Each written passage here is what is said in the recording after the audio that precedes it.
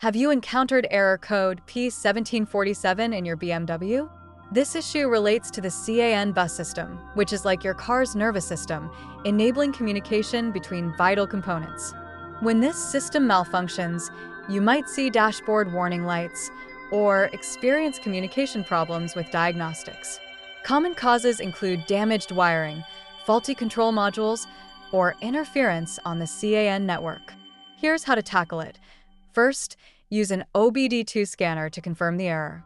Then inspect the wiring and connectors for damage, test continuity with a multimeter, and check control modules individually. Repair or replace damaged parts and reset the system to see if the issue resolves. Prevent future problems by keeping wiring in good condition and avoiding electrical interference. For complex cases, consult a BMW specialist. Fixing this ensures your car's systems stay connected and functional. Let's keep your BMW running smoothly.